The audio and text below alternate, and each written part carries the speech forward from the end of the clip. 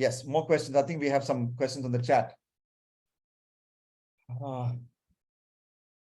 Should a person focus only on one person when he's discussing marriage with her, or he can have other options simultaneously? Is it right to keep options while discussing marriage, be it arranged marriage or love marriage, or should we commit to one person and see whether it works out or not before moving to the next person?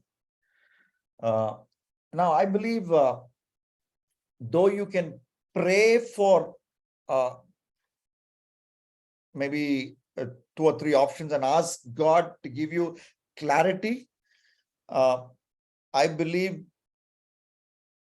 it is a matter of ethics that you pursue one romantic relationship that you'll be dedicated. So if you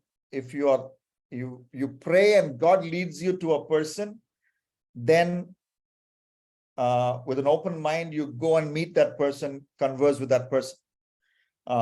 But to have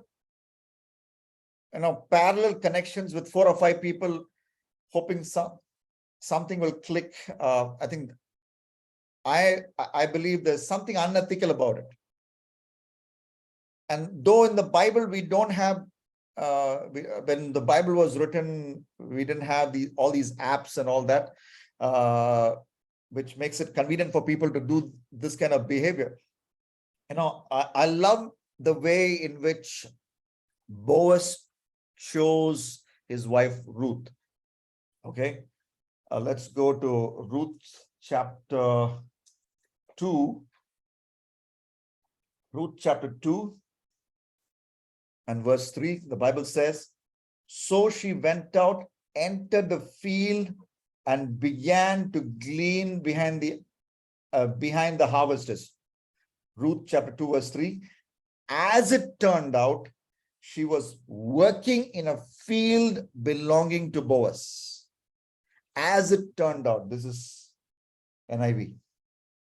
As it turned out. And then at the end of that book, fascinating book, Boaz marries Ruth.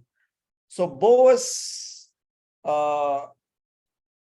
we find here, as by providence, a woman enters his life, and there was some kind of romance between them. We can understand by the way they interact, the way even Boaz asked Ruth, if you want to drink water, you go drink water, as if she didn't know. He in a very nice way, in a non-sexual way, he was showing romantic interest in it. If you need to drink water, be careful. These are all loving words of warm, non-sexual romance before marriage. And that's how God intends romance to take place before marriage. Non-sexual way, in a clean way. And then they get married. So, but you can imagine the heart of Ruth if she found out that this is Boaz is, if you can use the word, flirting like this with 10 women. How will she feel? Would she even think that romance was true? No, absolutely not. So even though you're going to see a person through an arranged marriage setup, I think you need to treat it with give it a dignity of a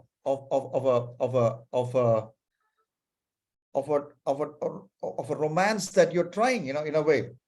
Don't be clinical about it. One of the feedback I got from a girl who did not, she and a boy were talking, and things did not work out. And then this is the feedback the girl gave me and my wife, and she felt that the boy who was talking to her, trying to figure out if they both can get married, she felt as if she was in some kind of interview for a corporate job.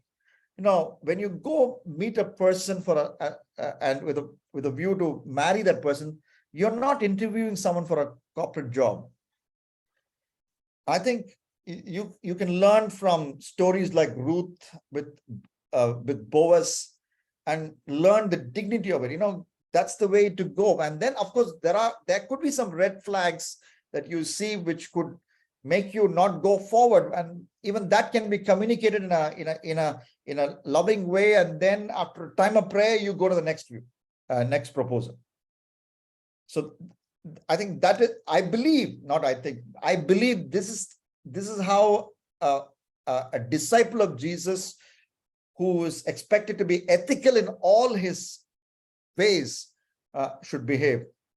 So that, the ultimate, the highest, the greatest command that God gave us is to love him and to love our neighbor as ourselves. So that girl you're going to see, okay, you need to love her the way that God expects you to love her, not treat her like a job applicant, or not treat her like a piece of flesh. You need to show respect even while you're there in that relation.